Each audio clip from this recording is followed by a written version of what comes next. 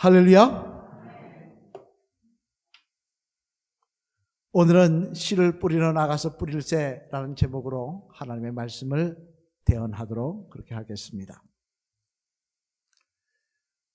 지금은 시간이 많이 지나갔습니다만 과거 2004년 12월 26일에 크리스마스 다음 날 인도네시아 수마트라 부근 해저에서는요 8.9 강도의 지진이 발생하였습니다. 그 당시 그 해저 지진의 영향으로 말미암아 쓰나미가, 우리 한번 볼까요? 쓰나미 아시죠? 이 쓰나미가 바다 해면에서 10m 가까이 솟아오른 채 시속 800km로 해안을 향해 돌진을 했다고 합니다. 그 바람에 인도네시아의 아체 해안과 인도네시아의 주도인 반다 아체는 완전히 파괴되었으며 인명피해도 속출하여서 인도네시아에만 13만 명의 사람이 목숨을 잃었고 50만 명의 이재민이 발생하였다고 합니다. 뿐만 아니라 쓰나미는 미얀마, 태국, 스리랑카, 인도, 심지어 아프리카 동부까지 덮쳐서 소말리아에서도 200명이 죽는 등 쓰나미로 인한 총 사망자가 약 20만 명에 달하는 엄청난 피해를 낸 그런 쓰나미였다는 것입니다. 그런데 그 쓰나미의 사건 중에 하나의 특이한 기록이 있었는데 그것은 그 당시 가장 피해가 컸던 바로 그 아체 해안이 있었던 곳에 그곳에 있었던 사람들 중에 놀랍게도 목숨을 건진 사람들이 있었다는 거예요.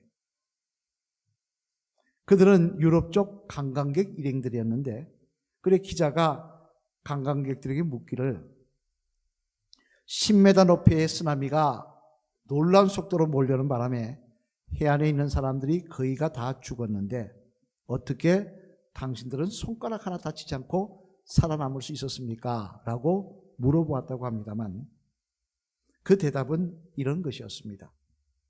그 유럽 관광객 일행 중에 초등학교 여자아이가 한 명 있었는데 그 아이가 갑자기 해안에 있는 물이 바다 쪽으로 쫙 하고 빨려 나가는 것을 보고는 이 쓰나미가 일어날 때는 물이 쫙 빨려 나간다고 합니다. 그래서 다시 들어오는데요. 쫙 빨려 나가는 것을 보고는 부모님에게 말하기를 엄마, 이런 현상은 선생님이 쓰나미가 오기 전에 일어나는 현상이라고 하셔서 그리고 이런 현상이 일어나면 빨리 높은 곳으로 피난해야 된다고 하셔서 라고 했다는 것입니다. 이에 그 가족들은 다른 사람들은 쓰나미가 빠지는 걸 보고 물이 쭉 빠져나가는 걸 보고 신기하다, 이상한 현상이다 그러고 있는데 이 가족들은 아이의 말을 듣고 열심히 뛰어서 해변에 있는 20층 높이의 호텔 옥상으로 올라갔다는 거예요. 그 바람에 다른 사람은, 그 해변에 있었던 사람은 다 죽었는데 반해 이들은 살아날 수가 있었다는 것입니다. 아마 그 기사를 보신 분들도 계실 것입니다만 여러분, 그 부모들과 일행들은 그 어린 초등학교 자녀에게 얼마나 고마웠겠습니까? 그죠? 그 아이 때문에 다 살았으니 말입니다. 저는 그 기사를 보며 어떤 생각을 했냐니까요. 지금도 기억납니다만 역시 학생은 누구 말을 잘 들어야 된다고요? 선생님 말씀을 잘 들어야 된다. 그 생각을 했던 적이 있었습니다. 학생이 선생님 말씀을 잘 듣다, 딴짓 안 하고 잘 듣다 보니까 그것을 기억하고 온 가족과 일행들을 살렸구나 하는 생각을 해보았습니다만 오늘 본문 말씀에도 보면 선생님의 말씀보다 더 중요한 하나님의 말씀에 대해서 이렇게 말씀을 하십니다. 오늘 본문 15절 말씀을 앞을 보시며 같이 읽어보시겠습니다. 시작. 좋은 땅에 있다는 것은 착하고 좋은 마음으로 말씀을 듣고 지켜 인내로 결실하는 자니라. 아멘. 무슨 말씀입니까?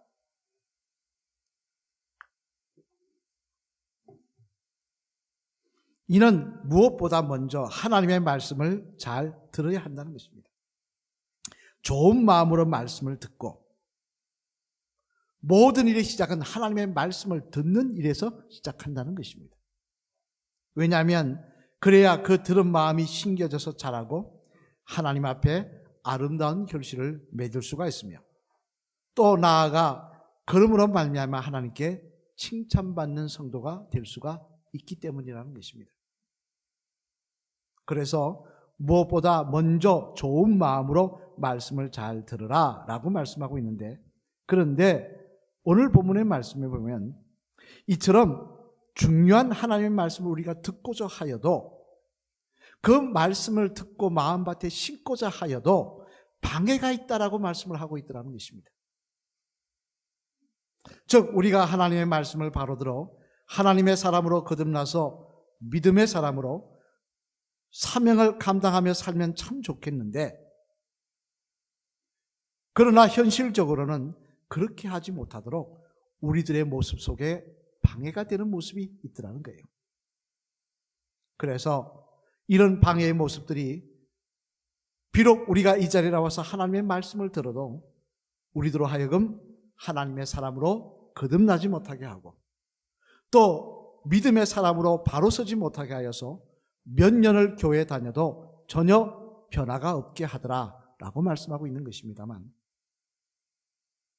그러면 여러분, 구체적으로 우리 속에 어떤 방해의 모습이 있어서 우리들의 마음밭에 하나님의 말씀이 심겨지지 못하게 하고 있는 것일까요?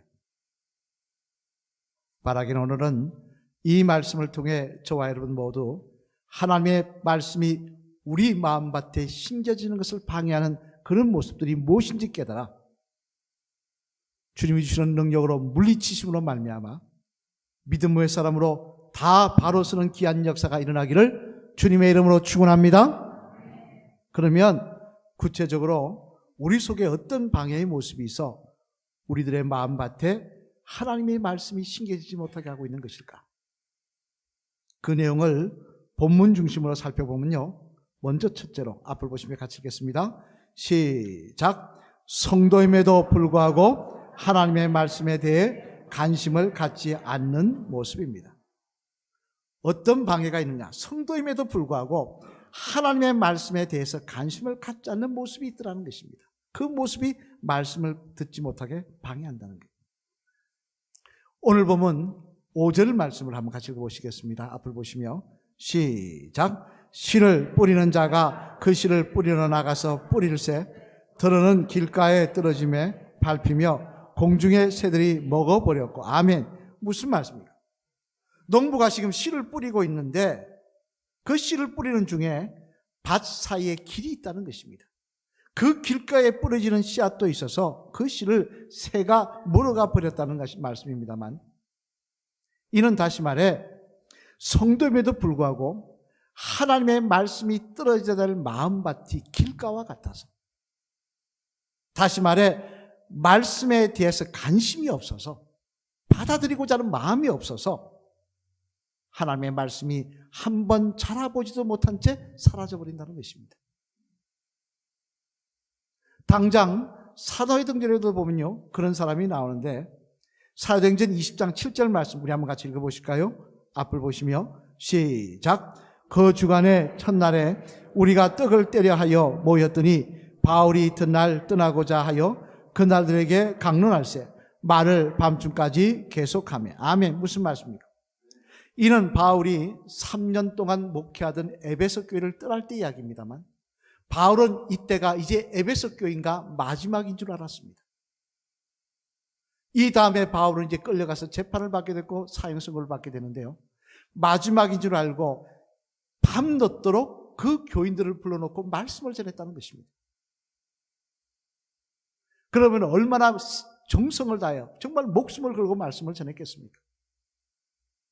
그런데 그런 자리에 기가 막힌 사건이 하나 일어나는데, 우리 사도행전 20장 9절 말씀 한번 같이 읽어보실까요? 같이 읽겠습니다. 시작.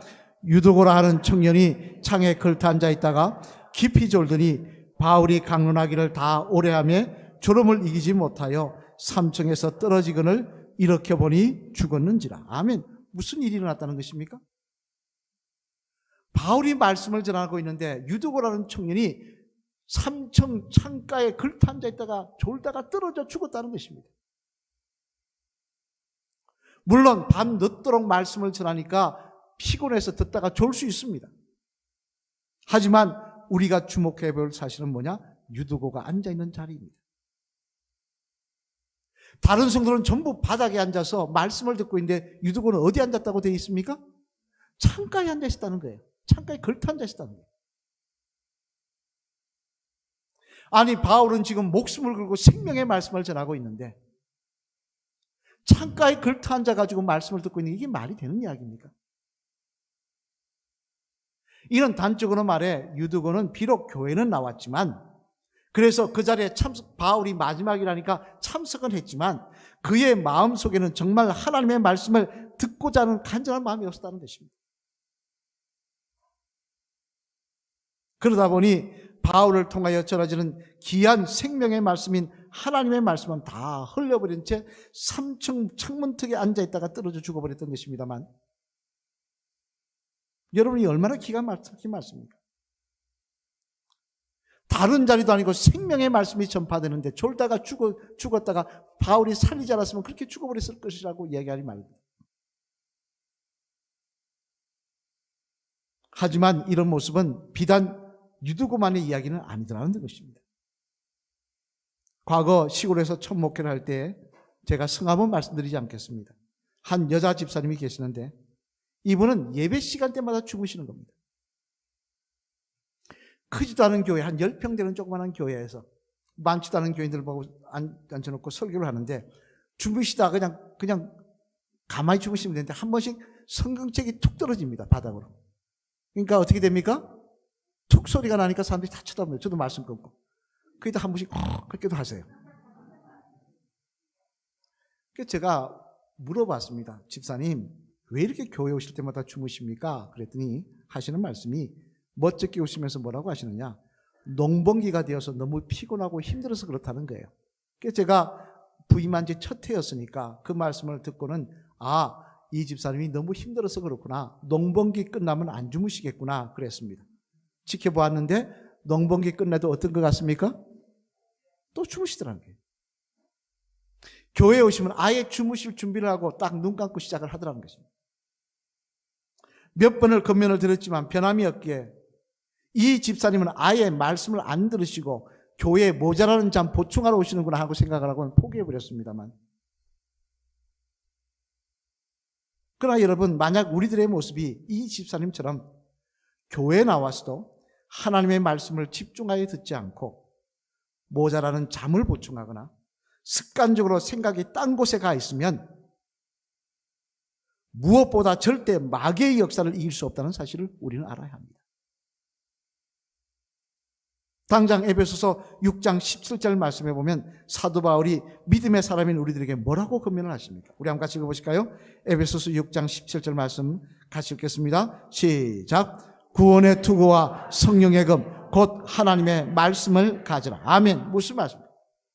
이 말씀의 전후는 그렇습니다. 마귀와 싸워 이기기 위해서는 구원의 투구와 성령의 금 곧 하나님의 말씀을 가지라고 이야기하고 있다는 것입니다. 마귀와 싸우기 위해서는 말씀의 금이 있어야 된다는 거예요. 왜? 마귀는 말씀을 금처럼 생각하고 칼처럼 생각하고 두려워한다는 것입니다. 그래서 마태복음 4장에도 보면요, 예수님께서 40일 금식하신 후에 마귀가 시험할 때 뭐로 싸워 이기셨습니까? 하나님의 말씀으로 싸워 이기시더라는 것입니다. 그런데 성도라고 하면서 말씀을 금을 가지기는커녕 관심이 다른 곳에 있어 말씀을 듣지도 읽지도 아니하며 심지어 말씀 시간에 눈을 감고 딴 생각하거나 자고 있으니 어떻게 우리가 오늘도 우리를 시험하는 마귀와 싸워 이길 수가 있겠습니까? 어떻게 우리가 마귀 권세와 대적할 수가 있겠습니까? 여러분, 오늘 본문 12절 말씀해 보면요, 주님은 분명히 길가에 떨어져 있는 새에 대해서 이렇게 말씀을 합니다. 우리 한 같이 볼까요? 12절 말씀 같이 읽겠습니다. 시작. 길가에 있다는 것은 말씀을 들을 자니 이에 마귀가 가서 그들이 믿어 구원을 얻지 못하게 하려고 말씀을 그 마음에서 빼앗는 것이요. 아멘. 여기 보면 새가 뭐라고 이야기하고 있습니까? 마귀를 이야기하고 있다. 마귀라고 이야기하고 있다는 것입니다. 마귀가 말씀을 들어 우리 마음속에 하나님의 능력이 임하지 못하게 하기 위해서, 말씀을 들어 우리 마음속에 하나님의 말씀의 은혜가 임하지 못하게 해서 그 말씀을 빼앗아 가버리려고 우리에게 관심 없게 만들어버린다는 것입니다. 그러니 여러분, 습관처럼 하나님의 전에 나와서 말씀을 듣지 않는 것이 어떻게 우리가 가볍게 생각할 수 있는 일이겠습니까?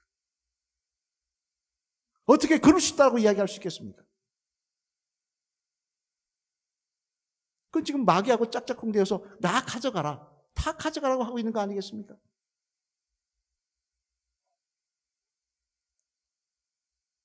바라기는 성도임에도 불구하고 하나님의 말씀에 대해 관심을 갖지 않는 모습이 얼마나 어리석고 자기 자신을 마귀 앞에 약하게 만드는 모습인 줄 분명히 기억하시고, 우리 속에 그런 모습이 있다면, 우리 모습 속에 은연중에 하나님의 말씀에 대해서 무관심하는 습관처럼 흘려듣는 모습이 있다고 한다면, 딴 생각하고 눈을 감고 딴 차고 있는 생각이 있다고 한다면 당장 물을 주시는 그런 저와 여러분이 되시기를 주님의 이름으로 간절히 축원을 드립니다. 둘째로 또 하나, 우리가 하나님의 말씀이 우리 마음밭에 심겨져서 자라는데 방해되는 게 뭐라고 이야기하느냐. 같이 읽겠습니다. 시작. 성도임에도 불구하고 육신적인 생각으로 가득 차 있는 모습입니다. 뭐라고요? 육신적인 생각으로 가득 차 있는 모습이라고 이야기합니다. 오늘 보면 6절 말씀 앞을 보시며 같이 읽겠습니다. 시작. 더러는 바위 위에 떨어짐에 싹이 났다가 습기가 없으므로 말랐고. 아멘. 무슨 말씀입니까? 여기는 그래도 길가에 떨어진 씨앗보다는 좀 낫습니다. 왜? 비록 돌밭이지만 떨어진 씨앗에 싹이 나는 기쁨은 있었다는 것입니다. 이는 다시 말해 하나님의 말씀을 듣고는 작으나 딴 생각하고 듣고 있는 것이 아니라 말씀을 듣고는 감동을 받고 은혜를 받아 아멘하며 기뻐하였다는 것입니다. 그러나 돌밭인 관계로 뿌리가 깊이 내리지 못하여 금방 시들어버렸다라는 말씀입니다만, 그러면 여기서 뿌리의 성장을 막는 돌은 무엇입니까? 오늘 보면 13절 말씀에서 주님은 이렇게 해석하셔서 말씀하십니다. 우리 13절 말씀 같이 읽어보실까요? 시작. 바위 위에 있다는 것은 말씀을 들을 때 기쁨으로 받으나 뿌리가 없어 잠깐 믿다가 시련을 당할 때에 배반하는 자요. 아멘. 무슨 말씀입니까? 돌이 뭐랍니까? 바위가 뭐랍니까? 시련, 환난, 박해, 고난, 이런 것이 바로 돌이라는 것입니다. 이런 것들이 우리가 말씀이 우리 마음밭에 뽑혀져서 자라는 것을 방해한다는 것입니다. 그러면 여러분, 왜 시련이, 왜 고난이 하나님의 말씀이 뿌리내는 것을 방해하는 것입니까? 그 이유가 무엇입니까? 그것은 바로 우리의 육신적인 생각 때문에 그렇습니다. 우리의 육신은요, 어떤 생각을 하느냐? 항상 내가 더 편하게, 내가 더 복을 받고, 내가 더 기쁘고, 내가 더 형통하고, 거기에 관심을 두게 만듭니다. 그러다가 내 육신이 고생하고 내 육신이 괴롭고 내가 힘든 상황이 전개되면 그 상황이 진리가 아닌지 그거는 별로 관심이 없더라는 거예요.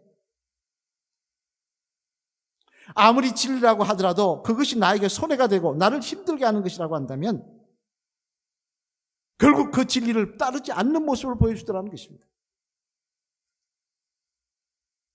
이는 당장 마가복음 10장 말씀에 나오는 주님을 찾아온 부자 청년이 그렇지 않습니까? 여러분, 부자 청년이요, 일부러 주님을 찾아옵니다. 지금이야 차가 있어서 금방 가지만 먼 길을 걸어왔습니다. 왜 일부러 주님을 찾아서 그 시간 내에 왔느냐? 마가복음 10장 17절 말씀에 보면 이렇게 말씀하십니다. 우리 한 가지 읽어보실까요? 시작. 예수께서 길을 나가실새 한 사람이 달려와서 꿇어 앉아 묻자하되 선생한 선생님이여 내가 무엇을 하여야 영생을 얻으리까? 아멘. 왜 나왔다는 것입니까? 영생에 대해서 관심이 많아서, 영원한 삶에 대해서 관심이 많아서 일부러 주님을 찾아왔다는 거예요.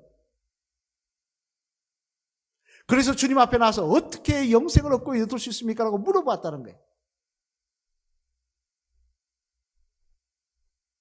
그런데 놀라운 사실은요, 주님은 대답을 해주셨습니다. 네 혼자 고민해봐라가 아니라 이렇게 하면 영생을 얻을 수 있다고 말씀해 주셨습니다. 그런데 재미난 것은 이 청년이 그냥 돌아가 버리더라는 거예요. 아니, 그렇게 궁금해서 왔는데 또 주님께서 대답을 해 주셨는데 왜 그대로 행하지 않고 그냥 돌아간 것입니까? 이유는 주님께서 이렇게 말씀하셨기 때문입니다. 우리 마가복음 10장 21절 말씀 같이 읽어보시겠습니다. 시작. 예수께서 그를 보시고 사랑하사 이르시되 내가 아직도 한 가지 부족한 것이 있으니 가서 내게 있는 것을 다 팔아 가난한 자들에게 주라. 그리하면 하늘에서 보화가 내게 있으리라. 그리고 와서 나를 따르라 하시니. 아멘. 뭐라고 말씀하셨습니까? 영생을 얻기 위해서는 네가 가진 것 다 팔아서 가난한 자에게 나눠주고 나를 쫓으라는 것입니다.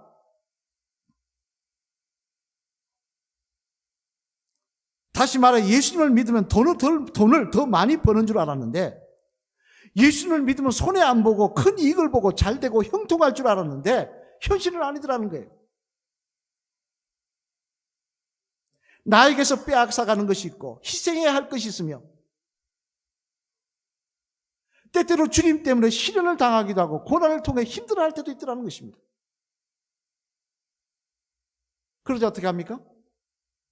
이것은 나를 위한 바른 진리가 아니야. 이것은 내가 순종하고 따라야 할 말씀이 아니야 하고는 그냥 돌아가 버리더라는 것입니다.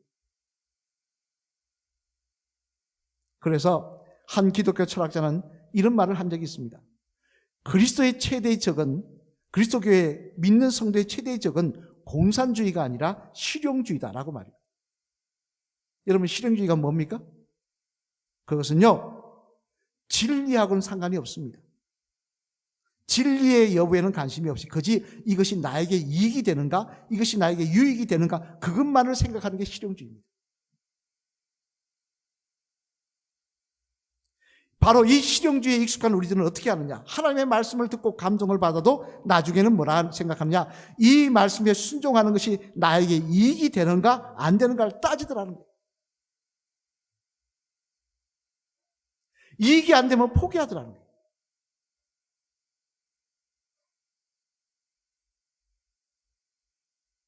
그러다 보니까 말씀이 자라지 못하더라는 것입니다. 하지만 여러분, 이게 얼마나 안타까운 일입니까? 아무리 부귀 영광과 성공이 좋아도 영원한 생명보다 더 좋은 것이겠습니까? 아무리 타워 팰리스의 넓은 집이 좋아도, 우리나라에서 제일 좋은 집이 좋아도 영원한 천국보다 더 좋겠냐는 말씀입니다. 그런데도 사람들은 눈에 보이는 이익을 바라보며 하나님의 말씀을 포기해버리더라고요.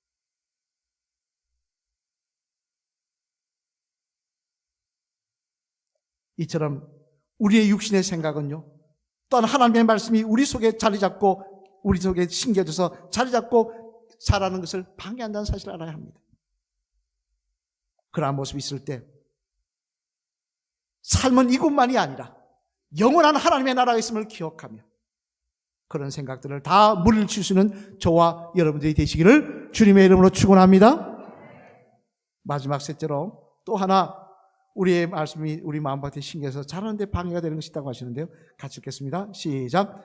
성도임에도 불구하고 세상과 타협하는 모습입니다. 뭐라고요? 세상과 타협하는 모습이 나의 말씀이 심겨져 자라는 걸 방해하더라는 거예요. 우리 7절 말씀 앞을 보시면 같이 읽겠습니다. 시작. 들어는 가시떨기 속에 떨어짐에 가시가 함께 자라서 기운을 막았고. 아멘. 자, 이제 세 번째 씨앗은 밭에 떨어지긴 했는데 그 밭이 어떤 밭이라는 것입니까? 가시떨기가, 가시나무가 많은 밭이라는 거예요. 그래서 가시나무 때문에 이 씨앗이 제대로 자라지 못하고 시들시들하다 죽어버렸다는 거예요. 그러면 여기서 가시떨기가 무엇입니까?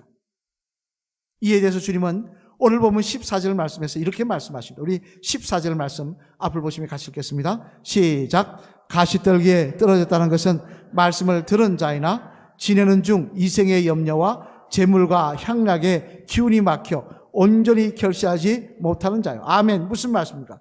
여기서 가시떨기란 바로 세상의 염려와 재물의 유혹, 즉 세상의 여러 가지 일들이라는 것입니다. 세상의 여러 가지 일들이 하나님의 말씀이 우리 속에 자라는 것을 막는다는 것인데 왜 막느냐? 그것은 세상의 여러 가지 일들이 우리로 하여금 세상과 타협하게 만들기 때문에 그렇다는 것입니다. 당장 여러분, 마태복음 26장에 보면요, 예수님의 수제자 베드로가 예수님을 부인합니다. 3번씩이나. 근데 기가 막힌 것은 예수님의 수제자가 예수님을 배반하기 오래전에, 1년 전이가 아닙니다. 몇 주 전에 예수님으로부터 무슨 말씀을 드리냐? 내가 천국의 열쇠를 너에게 주겠다는 말씀을 들었습니다. 그리고 예수님을 부인하기 하루 전날에 이 베드로는 칼을 들고 내가 죽을지언정 예수님 부인하지 않겠다고, 버리지 않겠다고 결심까지 했었습니다. 고백까지 했습니다. 옆에 정인들도 있습니다. 아니 베드로도 사람이고 남자인데 어떻게 하루 전에 약속한 것을 며칠 전에 있었던 그 은혜를 다 잊어버리고 이렇게 부인할 수 있는 겁니까? 이유는 하나입니다. 자기 목숨이 위태롭게 되다 보니까 타협하더라는 거예요. 이는 비단 성경에 나오는 사람만의 이야기 아닙니다. 이제 하늘나라에 가셨습니다. 우리나라 기독교 어른이신 한경직 목사님 한번 볼까요? 여러분 아시죠? 한경직 목사님이 종교계의 노벨상이라는 템플턴 상을 받을 때 뭐라고 이야기했습니까? 내가 회개한다 그랬어요. 뭘 회개했습니까? 일제시대 때 내가 천황을 하나님이라고 하면서 그 천황을 섬기라고 절하했을 때 내가 그게 절했다는 거예요. 왜 믿음적인 한 목사님이 절했습니까? 왜 절한 이유가 뭡니까? 이유는 무엇입니까? 목숨의 위험을 받으니까 타협하더라는 거예요.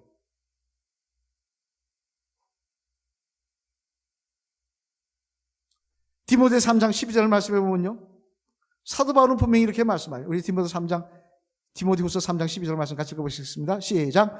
무릇 그리스도 예수 안에서 경건하게 살고자 하는 자는 박해를 받으리라. 아멘. 무슨 말씀입니까? 그럴 수도 있다고 이야기하지 않습니다. 그렇다라고 말씀하십니다. 무슨 이야기입니까? 성도로 살면, 하나님의 말씀에 따라 살면 핍박도 당할 수 있고 외로워질 수도 있다는 것입니다. 이웃들에게 손가락질 받을 수 있고 믿는 자라는 이유로 따돌림 당할 수도 있다는 거예요. 목숨의 위험을 또 받을 수 있다는 거예요.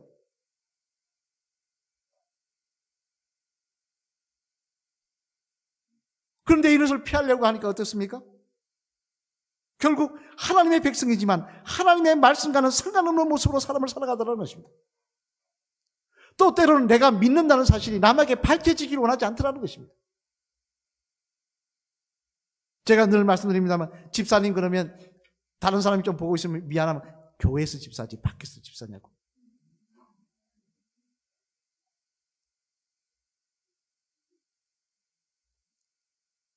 세상에 살기에 적당하게 아무리 지장 없는 정도 말씀을 들어도 그 말씀을 온전히 순종하는 것이 아니라 세상에 살기에 적당하게 문제없는데 부딪히지 않고 핍박당하지 않을 정도만 말씀을 듣고 순종하기를 원하더라는 것입니다.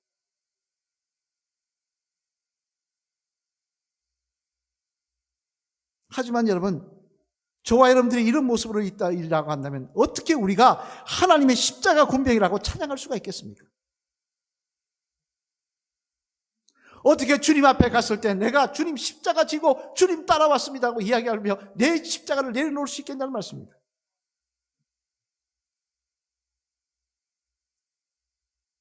따라서 세상과 타협하는 자세를 가지고 하나님의 말씀을 듣는 모습이 우리 속에 있다고 한다면 우린 그 모습을 물리치는 모습이 있을 때 하나님의 말씀을 우리 속에서 자라나는 역사가 일어나게 될 줄로 믿습니다. 사랑하는 여러분, 유명한 설교가인 스폴전 목사님 아시죠? 제가 눈에 보는 한 목사님 볼까요?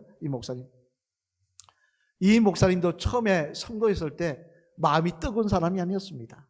처음부터 목사님 되겠다고 결심했던 분도 아닙니다. 그냥 요즘 우리말로 무늬만 신자였습니다. 교회만 다니는 분이었습니다. 그분이 목사님이 되고 어떻게 믿음의 사람이 되었는가 하니 바로 이 스폴전 목사님은 고백합니다. 영국의 콜체스트라는 지역에 있는 한 교회에서 감리교 평신도가 하나님의 말씀을 전하는데 자기가 그 말씀을 들었다는 거예요. 집중하여 그 말씀을 들을 때 그 말씀이 자기 마음밭에 떨어져서 자라는 걸 느꼈다는 것입니다. 그 말씀이 그의 삶을 바꿔놓는 계기가 되었다는 것입니다. 그리고 그분을 통하여 영국이 변화되는 역사가 일어났습니다. 여러분, 우리도 마찬가지입니다.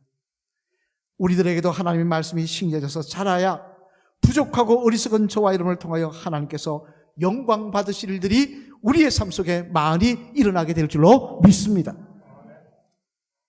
또한 그러던 우리들을 통하여 마귀들이 한 길로 왔다가 7길로 걸음아 날 살리라고 도망가는 역사도 우리 주변에 일어나게 될 줄로 믿습니다. 따라서 무엇보다 먼저 하나님의 말씀을 사모하여 듣는 일에 방해가 되는 것들은 우리가 물리치시고 하나님 내 마음밭이 좋은 밭이 되어서 하나님의 말씀이 심겨지길 원합니다. 사모하는 저와 여러분이 다 되시기를 주님의 이름으로 축원합니다. 우리 마지막 따라 하시겠습니다. 집사님, 하나님의 말씀을 무엇보다 소중하게 생각하시는 그런 집사님 되셔서 그 말씀을 잘 듣고 묵상하고 순종하심으로 말미암아 말씀의 능력과 말씀의 축복을 경험하시는 그런 집사님 되시길 바랍니다. 할렐루야. 아멘. 여러분, 하나님의 말씀에는 능력이 있는 줄로 믿습니다. 하나님의 말씀에는 축복이 있는 줄로 믿습니다. 하나님의 말씀에는 약속이 있는 줄로 믿습니다. 그 말씀의 약속도 축복도 은혜도 심겨질 때 나타나는 것입니다. 오늘 보면 8절 말씀 같이 한번 읽어보실까요? 같이 읽겠습니다. 시작. 더러는 좋은 땅에 떨어짐에 나서 100배의 결실을 하였느니라. 이 말씀을 하시고 외치시되 들을 귀 있는 자들은 들을지어다. 아멘. 무슨 말씀이에요? 참 귀한 말씀이죠. 이 땅에는 내 마음밭이 길가다 보니까 남들도 다 길가인 줄 알지만 그러나 길가만 있는 것이 아니라는 것입니다. 내 마음밭이 돌밭이다 보니까 다 돌밭인 줄 알지만 아니라는 거예요. 내 마음밭이 가시떨기라 땅이다 보니까 가시떨기 땅처럼 보이지만 아니라는 거예요. 우리 속에는 좋은 땅을 가진 사람도 있다는 것입니다. 하나님은 그 땅을 가진 사람을 성도를 사랑하고 그를 통하여 영광 받으시며 그와 함께 일하신다는 것입니다. 여러분은 어떤 마음밭이십니까? 바라기는 내 마음밭이 길가인지 돌밭인지 가시떨기가 우거진 땅인지 돌아보시고 다시 한번 하나님의 말씀 앞에 깨어있는 저와 여러분 되셔서 그 말씀을 사모하시며 내 마음밭에 심겨지기를 소망하며 말씀을 들으시는 주의 성도들 되셔서 하나님의 은혜가, 하나님의 역사가, 하나님의 능력이 저와 여러분의 삶을 통하여 드러나는 그런 십장가 군병들 되어야 되시기를 주님의 이름으로 간절히 축원을 드립니다.